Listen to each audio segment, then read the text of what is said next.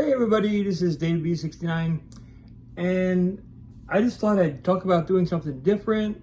I kept on piggybacking off of Square Peg stuff, and I'm like, dude, you need to get your own little stuff. So today, totally me, totally my ideas. I did this by just accidentally stumbling on something in my office, and I basically said, whammo, there's an idea. So these are old PC games that I just found interesting. They're not all PC games, but most of them are. One of them, a couple other games and stuff are not PC games because of the PC games, but you'll understand later. So first one was Who Wants to Be a Millionaire Sports Edition. I always loved Who Wants to Be a Millionaire. Loved Regis, R.I.P. Regis. But man, this was such a fun game.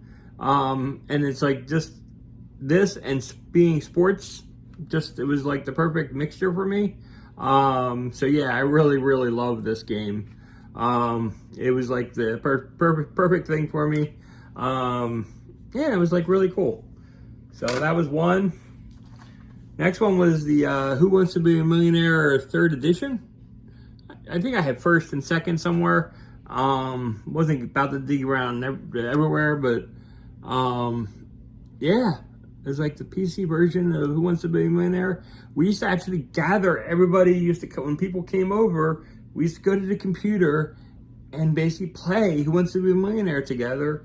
It was a lot of fun. It was pretty wild. So, yeah. Next up was the PC version of NHL 2005. Now, arguably, the NHL 2005 variant on PC during that era was better than any game, period, on PS2, Xbox, GameCube era. I mean, you'd have to, like, I guess it really doesn't matter that I had that code there. But anyway, I mean, the code's like almost 20 years old, and I've used it several times, so I don't really care. But yeah, it's like, I think it was 2 discs. Yeah, it was 2 discs because it take a lot to install. Let's see. Yeah, it's a great game. So it's NHL 2005. Next up is Rules to the Game. If you don't remember, Rules to the Game was like really a lot of fun. It was basically a trivia game about different rules from different sports, and it had different situations, and you had to basically decide what it was. What was the call? It was like really cool. It was always multiple choice, so it wasn't really extremely hard. Some of them I actually disagreed with at the time because, well, I swear I argue a lot. So, but it's a fun game. Next up is Rugby 2004. This was like a really tremendous game. And yeah, same thing with this rugby game as it's the NHL game. I think it was the best of the series for that time. Next up is a manual. These were like really cool back in the day. They came with PC games, but look at all the instructions. And I gotta say, if you were into Command and Conquer, you were cool. And okay, we got the registration card. Did I send in the registration? Nope, I didn't send in the registration card. I'm a bad person. But yeah, it came with like this really great manual with all this. It's like, if you remember, this is GDI versus NOD. And yeah, it was always fun because you got to play one side and then you play the other side. And you can do either way. You can play to one side or the other side. It was your choice. It was like really cool and a lot of fun. And then they had special modes where you could just start playing on your own in skirmishes. Especially like a lot of fun with other people that had the game. If you're able to like build a LAN network, you can go one-on-one against somebody, and that was a lot of fun. There was no solid internet back then, so that was the best we had, was a LAN cable and just using the local area network. So it was cool. This is Command and Conquer Red Alert. This is the field manual. So instead of like calling it the game manual, they just called it a field manual. I think this was U.S. against Soviet, Soviet, yeah. So they give you like the hierarchy and how you're building things and the different units. So it was like really cool, and even they have a little tutorial that they had for the game. And the cool part about this is if you had the PS1 version of this, it would still work because the games were exactly the same, except for a few minor tweaks, but overall it's the same thing. Next up is the PC version of the manual for Speedball 2. Anybody that is a Speedball fan, and I love this, it's like, this is the IBM and Amiga guide. So it was cool. And it came with this really cool thing called a password book. And it was like really cool because the password book, promise not to tell anybody, but here are all the passwords in the password book for when you loaded the game. Every time you loaded the game, you had to enter the password. That's why I still have it today, because I still play this game when I can. Otherwise, I generally play the console versions more because it's like I don't have to look up the password. So, next up is Doom 2. Now, my biggest sadness that I can't find anymore, I used to have this big book that I used to be able to do it. And it was like this whole thing and everything where you can get the first episode of the original Doom for free. So it was like cool. And yeah, I loved Doom. And then there was this was the Mattel baseball. Don't know if you remember the Mattel baseball. Basically this little handheld system. And this is the guide for it. It's not exactly complicated. It basically told you how to hit, how to do all the controls and stuff. So yeah, I still have the manual for that. Another thing that was pretty cool to have is, do you remember having this Star Wars catalog? Every time you bought something Star Wars, you get this little catalog, and it would show you the action figures, which was always cool because you'd find out what's coming soon. And it's like, it's a movie viewer. If anybody actually has any of those products, I'd love to see them. Yeah, X-Wing fighter, space station, the rifles. So it was like really cool, and even had these large figures. My brother had the Luke Skywalker. I never got one myself. I didn't really care for it because I like the little action figures, and I'd rather have other things. So when my parents asked me, I said, no, I really just want the other stuff. Oh, this is cool because this was this came with Red Alert. This was the guide. So you can basically figure out and look at the hierarchy using that guide. You know, it's cool. This is a manual for the Atari 2600 version of Jedi Arena. Jedi Arena was basically a game where you were using the paddles and you basically move from left to right. It was pretty cool. I mean, I was not a huge fan of the game, but it was a cool game. Then I had, when episode 1 came out, I got the Insider's Guide. This is really nothing. It just basically has instructions on how to use the guide. It basically it walks through itself. I don't know why there is even a guide for it.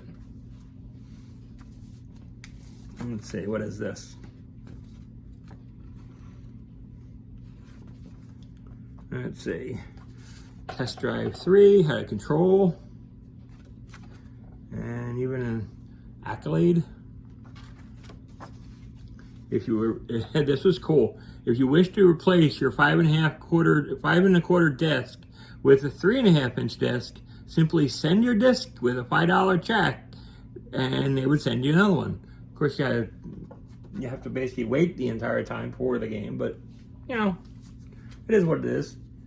This seems to be some kind of poster. I don't know what this is, so give me a second. Oh, this is actually like really cool. It's Magic Johnson basketball. So yeah, really cool. Yeah, I don't know why I never hung it up or anything. It's really cool. I like Magic Johnson. And here is the one guide. It gives you basically options on how to recruit, how to pass. This is like the PC version.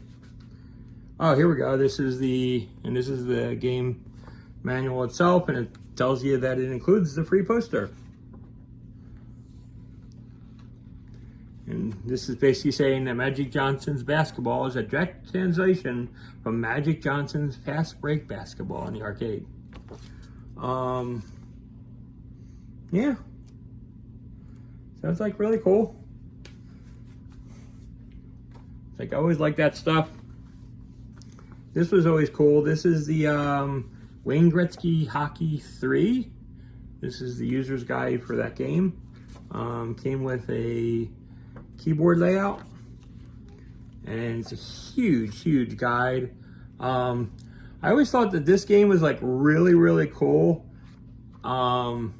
Now if you see the yellow things and stuff on the side, that is the passcodes. It's like they have passcodes in every page of this manual, and they'll give you the page number and the line number, and you have to fill it in order to play the game. Absolutely insane. That's why we hate people that like want to mod or do anything else and stuff, because they put in such restrictive stuff back then to stop people from copying games, and you wonder why. It's like why they did it. It's because there's so many people that do things illegally in order just to play a game. Now, I understand if you just want to try something out, but even when you want to try something out, the modded version is not a one-to-one of what you're actually playing on a console or the PC version. It's really not, because you're basically hacking in and you're basically using some shortcuts that may or may not authenticate and make the same process. So that's my huge thing against it. I am done whining about it. Here is the Atari 2600 manual for The Empire Strikes Back. Really not much to say about it. You can just pretty much see what the game was like back then. You basically just shoot at the little dot and everything, and it basically destroys the AT-ATs, and you just keep on doing it, and basically you never ever die. That's been my experience anyway. So next up is my PC version. No, this is a PlayStation version of Command and Conquer. And if you want to see what it's like, it's basically an over-top real-time strategy game where you're controlling your armies, you're building more and more armies, and you can level up to tanks, and eventually you can get planes and other things and stuff. It's like really cool. But this is the PlayStation 1 version.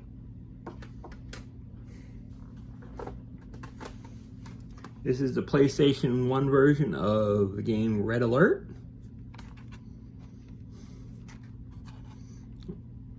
Like I said, Red Alert was the game where it's US versus the Soviet Union. So it was like really cool. And this one was cool because this was the PC version, the PlayStation version. It supported the link and mouse cable. So you can link to another PlayStation, and you can go head to head against each other, which was like really, really cool. And this is Red Alert Retaliation. Also supports the link and mouse and the mouse and link cable. So because you can control things and move so much quicker when you're using a mouse. That's why they did it. The analog sticks were they weren't great on the PlayStation 1. I still enjoy it a lot, but they weren't the top end. Let's put it that way. Next up, I'm going to show you is Command and Conquer 3. Command and Conquer 3 on the PC was amazing. Absolutely amazing. And you can see the actors that were like involved in basically every mission, and every time you wanted to have a mission, you have these actors and stuff playing out scenes and going through things. It was absolutely amazing, and it was just basically it captured your heart and your imagination as you were playing this game, and it was like so in depth and so cool. I absolutely loved Command and Conquer 3. I liked it so much that I have the new version. I have a brand new copy of Command and Conquer 3 on the Xbox 360. Still sealed and still in great condition. And I'm like really, really thrilled about this. I love this game. I absolutely love this game. Why do I have it sealed if I love the game? Because I own it digitally. I don't have to unwrap it. I don't have to do anything, but I know that this is a great game and I can play it forever on the Xbox. So it's really cool. Next up that I have is Command and Conquer 3. Red Alert 3, sorry. Red Alert 3 was absolutely amazing. Believe it was, I don't think it was just US and Russia. I believe we got China involved at some point. I believe so. I don't 100% remember, but I believe it was. So, but the actors and stuff in this was absolutely amazing. Yeah. And this even comes with PC, a poster. Let me unfold this poster for you, because you'd be disappointed if I didn't have the poster and didn't show it off. I mean, you know who they're going after. I mean, they're going after the guy market. I mean, because you notice none of the guy actors are in this poster. And you notice that I'm not complaining. So that's Red Alert 3. Did they have one in Command and Conquer 3? I don't think so. Actually, they're going to call me liar, aren't they? Okay, they do have a poster, but it's not the poster you want. It's one of the strategy posters. The Red Alert 3. Tell me in below and everything if you like the Red Alert 3 or the Command and Conquer 3 poster. Which one do you like more? Comment below, and everybody can vote.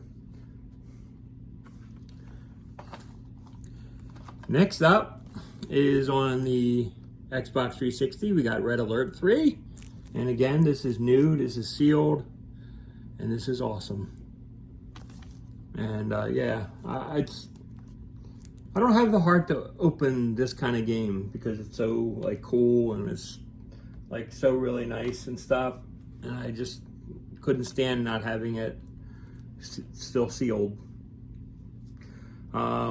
Here is Command & Conquer 3 Kane's Wrath on the 360, which is like really cool, new and sealed, and like really, really cool. And I got one last thing to show off today before we go. It is Red Alert 2 on the PC. You can see here we have the good old Electronics Boutique price tag right on it still. It's in fairly good shape, but we're going to go through and see what's in it because it's been a while. Let's see. We got an advertisement for The Sims.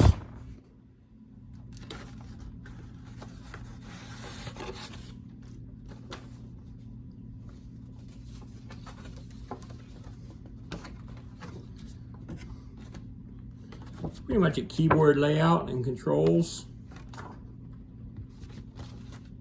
You can basically fold this thing up and do as you need with it.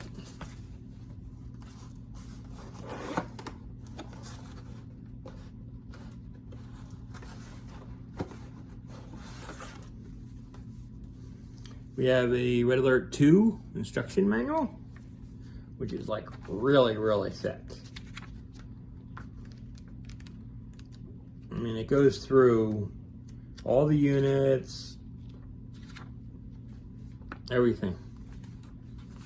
If you're gonna find, it's like if you're gonna find a version of Red Alert 2, this is the one to find.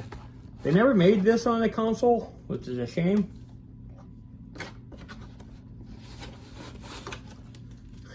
Next up, people will get a kick out of this one.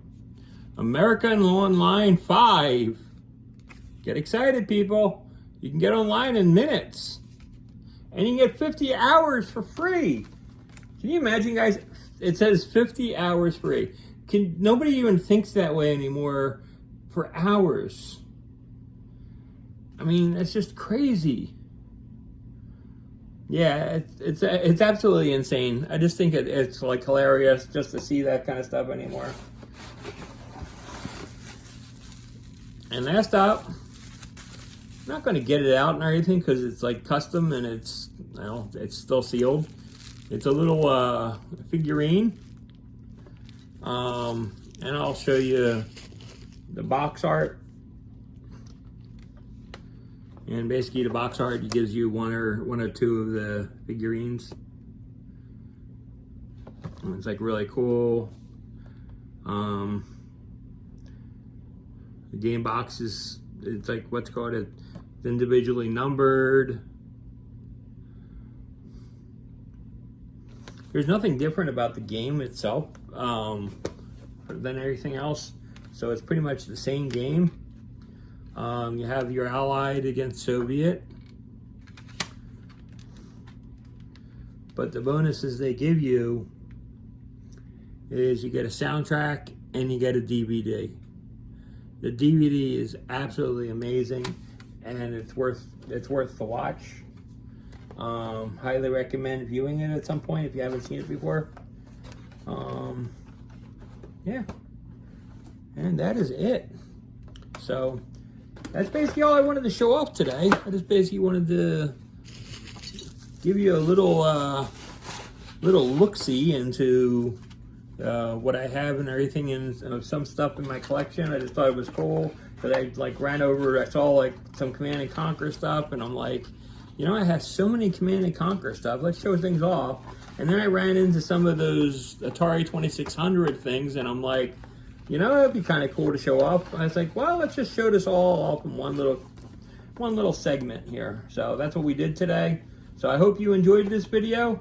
Until next time, I hope you all have a wonderful day.